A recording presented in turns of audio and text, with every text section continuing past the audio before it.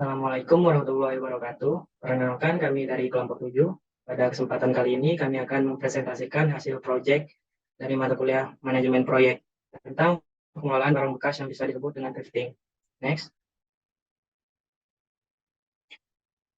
Problem. Di Indonesia limbah kain tidak saja menumpuk di daratan, tapi juga mencemari lautan. Solusi, Iconic Trip hadir sebagai platform pengelola dan edukasi penggunaan pakaian layak pakai berbasis mobile. Target penggunanya adalah generasi muda Indonesia. Harapan kami melalui aplikasi ini dapat menyelesaikan masalah dan meningkatkan kesadaran masyarakat tentang pembelian dan penggunaan pakaian layak pakai yang efektif, serta membantu pemerintah mengurangi limbah tekstil di Indonesia. Yang selanjutnya yaitu deskripsi user. Yang pertama, sebagai pembeli dapat melakukan transaksi yang dapat membeli barang thrift pada suatu toko. Yang kedua, sebagai penjual dapat mengelola toko yang menjual produk berupa barang thrift. Yang terakhir, sebagai admin dapat melakukan segala hal yang berkait mengenai sistem. Next. Bagian selanjutnya requirement. Yang pertama ada business requirement.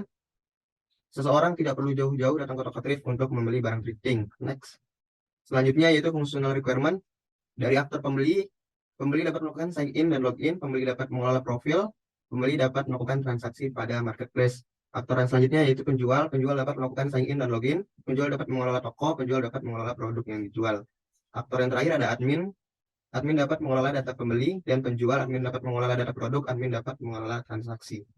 Next.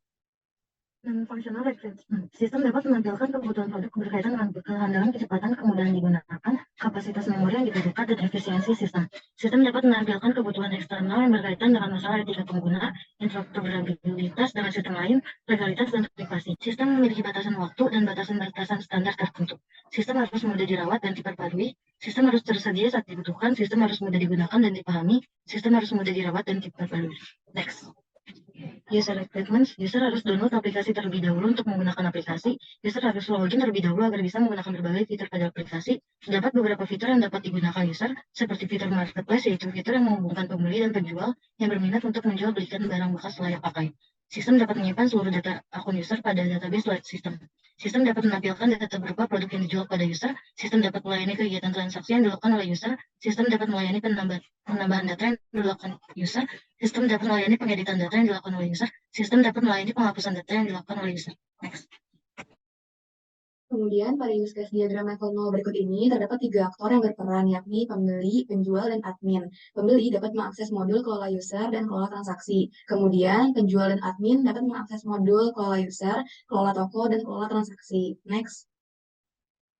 Pada entity relationship diagram berikut ini terdapat 5 entitas, yaitu user, transaksi, pengirim, barang, dan admin. Yang mana user memiliki relasi dengan entitas transaksi dan admin. Kemudian pengirim memiliki relasi dengan entitas transaksi, admin memiliki relasi dengan entitas user, transaksi memiliki relasi dengan entitas user, pengirim, dan barang. Dan yang terakhir, barang memiliki relasi dengan entitas transaksi. Next. Baik, selanjutnya adalah prototipe dari Iconic Trip, yaitu user pembeli dan penjual bisa sign in dan register atau logout. Kita pertama-tama bisa register, lalu sign up. Di sini sudah menampilkan produk yang dijual. Dan di sini ada baju, celana, sepatu, tas. Pembeli bisa melihat profile. Pembeli bisa melihat order apa yang dia beli. Di sini transaksi, bisa melihat barang yang sudah sampai. Pembeli bisa membeli produk, misal ini, add to cart, proses to check out, pembeli bisa memilih metode pembayaran, check out, lalu di sini payment sukses.